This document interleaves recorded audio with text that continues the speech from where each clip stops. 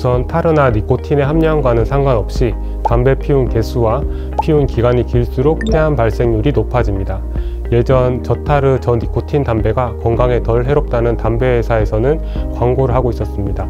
하지만 이런 담배를 피우면 폐암이 줄어들 것을 기대하고 연구한 여러 역학 연구에서 폐암이 줄어든다고 증명된 연구는 없었습니다. 기존 담배나 저니코틴 저타르 담배는 폐암의 세부 형태는 달라질 수 있겠으나 전체 폐암 발생률에서 거의 차이가 없다고 보시면 되겠습니다. 액상형 전자담배는 니코틴 카틸리지를 사용해 담배 연기를 마실 때마다 카틸리지 안에 들어있는 니코틴을 기화시켜서 흡입할 수 있게 한 제품입니다. 미국 국립한림원에서는 전자담배의 독성과 단기 건강 영향에 대해서 기존 담배보다 덜 해로울 수는 있겠으나 장기적인 영향은 알려져 있지 않으므로 이를 확인하기 위한 연구가 필요하다고 하였습니다. 다음 관련형 전자담배는 담배를 가열하는 하이브리드 형태의 신종 담배로 가열담배 혹은 찐담배라고 합니다. 담배회사 측에서는 타르가 없어 안전하고 냄새가 나지 않는 안전한 담배라고 홍보하여 급격하게 사용자가 늘고 있습니다. 2018년 식품의약품안전처의 자료에 따르면 니코틴 함량이 일반 담배와 유사하여 니코틴 의존과 금단 증상을 유발하며 끊기가 어렵다고 합니다. 결론적으로 모든 담배 제품은 유해하며 금연을 원하는 흡연자는 금연 효과가 입증된 약물을 사용하여 금연을 시도해야 하겠습니다.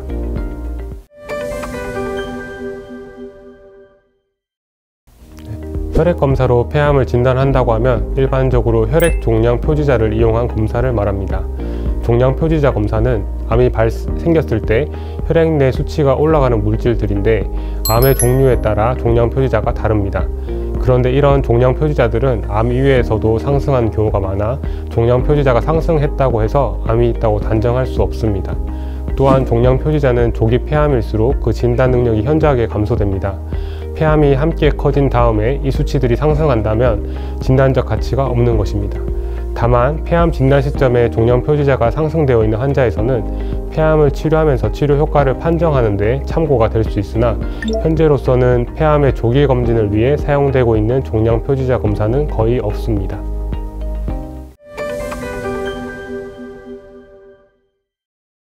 담배를 끊은 지 10년이 지나야 폐암으로 사망할 확률이 반으로 감소한다는 것으로 알려져 있습니다.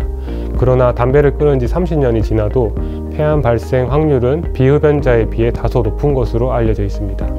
따라서 흡연은 시작하지 않는 것이 중요하고 흡연 중이라면 지금 당장이라도 금연하는 것이 필요합니다. 그 이유는 흡연 기간이 길더라도 금연을 시작하는 것이 계속 흡연하는 것보다는 폐암 발생률을 감소시킬 수 있기 때문입니다. 최근 청소년 흡연이 사회적 문제가 되고 있는데 아직 판단력이 결여되어 있는 학생들의 흡연은 초기부터 차단하는 것이 필요합니다. 특히 청소년기에 일찍 담배를 시작한 경우 그 중독성이 강해 금연하지 못하는 경우가 어른보다 훨씬 높다고 알려져 있습니다. 바늘 조직 검사 이후에 암이 퍼질 수 있다는 우려가 있을 수 있고 실제 문헌 보고에는 아주 극소수의 환자 사례 보고가 있습니다. 하지만 대규모 연구에서 과학적 근거가 없습니다. 따라서 통상적인 조직 검사에서 조직 검사 이후 암이 퍼지지는 않습니다. 수술하면 암을 완전히 제거할 수 있다고 해서 힘들게 수술을 했지만 암이 재발하면 실망감이 커집니다. 그때는 조직 검사나 수술을 괜히 해서 암이 퍼졌다는 생각이 듭니다. 하지만 조직 검사나 수술로 인해 암이 퍼지는 것은 아닙니다. 이런 오해가 생기는 이유는 암의 재발률이 높기 때문입니다. 위암 또는 유방암과 달리 폐암 1기는 20%, 2기는 40%, 3기 이상이 되면 70% 넘게 재발을 합니다. 또 의학이 발전했지만 첨단 장비에도 보이지 않는 아주 작은 병변이 남아있어 수술 후 재발할 수도 있겠습니다. 이런 경우는 수술을 권한 의료진이 원망스러울 수도 있습니다. 그럼에도 불구하고 여전히 폐암이 완치될 가능성이 가장 높은 치료법은 수술입니다. 따라서 수술이 가능한 병기일 경우에는 적극적으로 폐암 수술을 받아야 합니다. 최근에는 수술을 견디기 어려운 경우에 방사선 치료를 통해 수술과 비슷한 효과를 낼 수도 있겠습니다.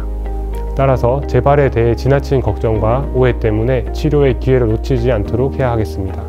폐암은 진행이 빠를 수 있기 때문에 조금만 지연해도 완치 기회가 없어질 수 있습니다. 잘못된 오해 때문에 중요한 치료 시기를 놓치지 않도록 해야 하겠습니다.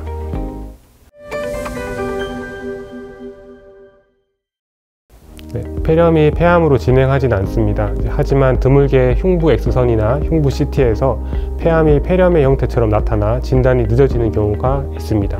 따라서 항생제 치료로 좋아지지 않는 경우에는 폐암 가능성도 고려해 보아야 하겠습니다. 반면 폐결핵의 경우에는 결핵이 발생했던 자리에 암이 발생할 수 있습니다. 이는 결핵이 앓고 지나간 자리에 만성적으로 염증이 지속되면서 폐암이 발생하는 것으로 알려져 있고, 이를 반은암이라고 부릅니다. 그러나 이러한 빈도는 높지는 않습니다.